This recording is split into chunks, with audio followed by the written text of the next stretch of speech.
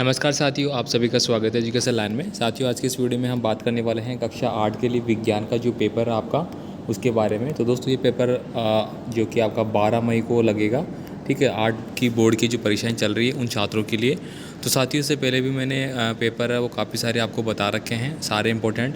आपने नहीं देखा है तो आप जाके देख लीजिए, चैनल पर आपको अलग से प्लेलिस्ट मिल जाएगी, वहाँ पर आपको सभी पेपर मिल जाएंगे।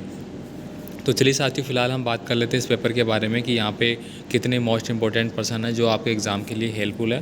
तो इन सभी को आपको देख लेना है। साथ ही आपसे रिक्वेस्ट होगी, आप चैनल पे नए हैं तो प्लीज़ चैनल को सब्सक्राइब कीजिए, वीडियो को लाइक नहीं किया है लाइक कीजिए, बाकी अपने दोस्तों को सेंड ज़रूर करें। तो यहाँ पे देखिए दोस्तों, आपका पहला क्वेश्चन है खरीफ की फसल। तो दोस्तों, ऑलरेडी मैंने साइंस के पेपर में रबी की फसल, खरीफ की फसल के रिगार्डिंग बहुत ही इंपॉर्टेंट आपको पॉइंट वो बता रखा है, उनको आपको अच्छे से देख लेना है। 100% इनमें से 1% आपका आएगा।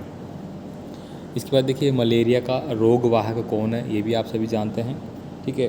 संश्लेषित रेशा, तो संश्लेषित रेशा कौन सा हो गया उसमें, नायलॉन 66। नेक्स्ट क्वेश्चन की अपन यहाँ पे बात करेंगे, निम्नलिखित में से किसको पीटकर छात्रों में परिवर्तित किया जा सकता है।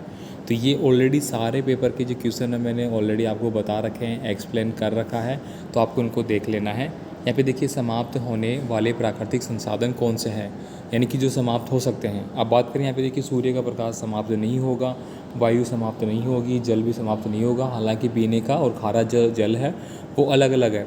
तो यहाँ पे आप देख सकते हैं कि कौन सा आपके लिए इंपॉर्टेंट है। तो पेट्रोलियम आपका ख़त्म होने वाला है कुछ सालों में। वनोन्मूलन का कारण क्या है, आंतरिक निषेचन होता है, तो ये किस में होता है। निम्नलिखित में से संकटापन वन्य जीव जंतु है वो कौन सा है। मशीनों में बॉल बेयरिंग का उपयोग है वो किसके लिए किया जाता है। निम्न में से किस वाक्य ध्वनि की आवृत्ति न्यूनतम होने की संभावनाएं हैं। तो ये सारे प्रश्न आपके काफ़ी इंपॉर्टेंट है। विद्युत का सुचालक कौन है। विद्युत का देखिए, एक तो होता है सुचालक जिसकी आपकी कंडक्टिविटी होती है, और एक होती है नॉन कंडक्टिविटी, मतलब जिसमें कि इलेक्ट्रिसिटी फ्लो हो जाती है, वो तो आपका सुचालक होता है। और जिसमें इलेक्ट्रिसिटी फ्लो नहीं होती है वो आपका कुचालक होता है।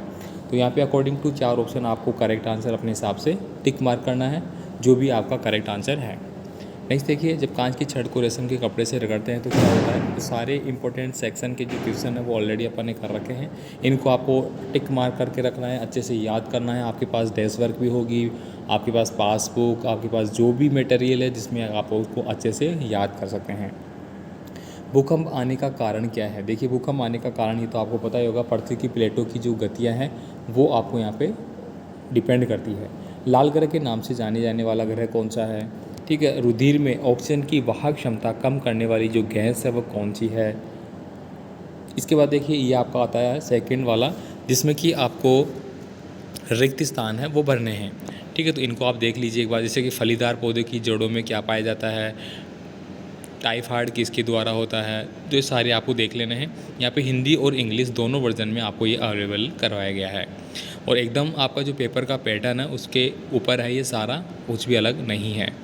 यहाँ पे देखिए, अगर सही है तो आपको टी लिखना है, गलत है तो आपको एफ रखना है, मतलब ट्रू और फॉल्स वाली हो गई ये। तो यहाँ पे इंग्लिश हिंदी आपका हो जाता है। यहाँ पे देखिए, सेक्शन 4 वाला जो क्वेश्चन है उसमें कॉलम ए को कॉलम बी से आपको मैच करना है। जैसे कि रबी की फसल है, गेहूँ चना, ये आपका रबी की फसल हो गया। एक प्रोटोजोआ, तो प्रोटोजोआ क्या है, कपास, कपास क्या है, डीजल क्या है, अंडाणु उत्पादित होते हैं, ये क्या है, सारे आपको टिक मार्क करना है।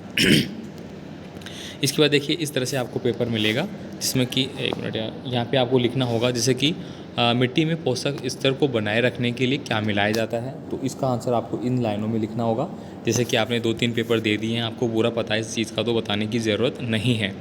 कैरम खेलते समय कैरम बोर्ड पर घर्षण कम करने के लिए किसका उपयोग किया जाता है, उसको स्नैक बोलते हैं अपन, जो पाउडर यूज़ करते हैं, ठीक है। किसी एक ध्वनि प्रदूषक का नाम आपको बताना है।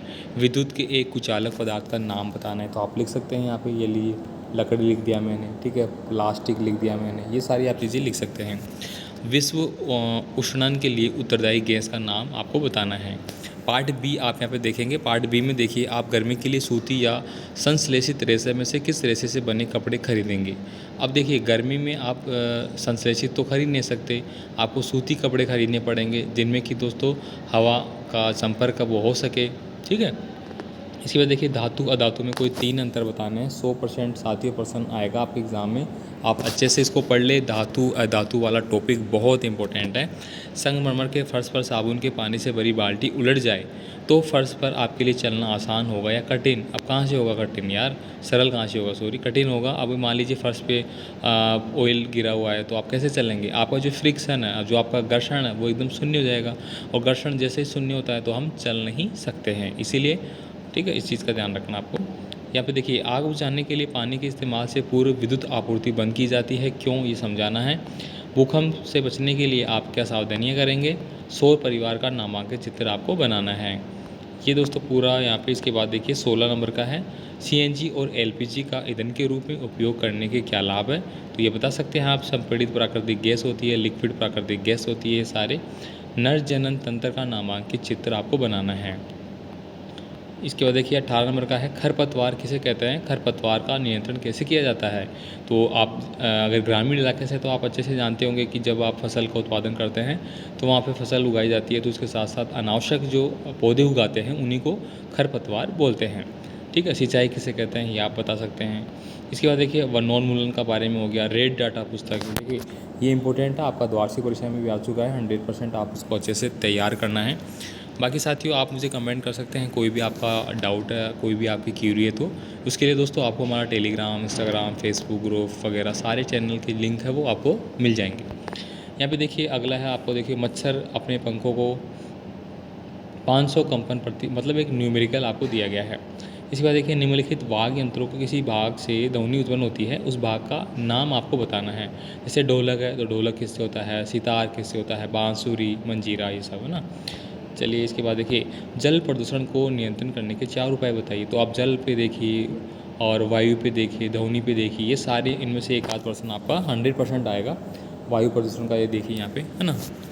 तो इसके बाद हाँ, ये पूरा यहाँ पे हो जाता है आपका साइंस का पूरा पेपर। इसके अलावा दोस्तों आपका एसएसटी का पेपर है, वो भी दोस्तों अभी एक विनय कुमार ने अपलोड किया है। ऑलरेडी मैंने ये बता भी रखा है, आप यहाँ देखिए लास्ट वीडियो मैंने बताया था ये। तो ये पूरा पेपर आपको एक बार अच्छे से पढ़ लेना है, और मैं एक बार फिर से आपको बता दूंगा फिर भी।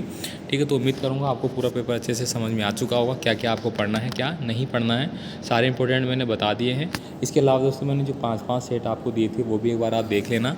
और ये आपका 12 मई को लगेगा और 8 तारीख को आपका एसएसटी का लगेगा। ठीक है, चलिए मिलेंगे फिर एक और पेपर के साथ इंपॉर्टेंट प्रश्नों के लिए। धन्यवाद।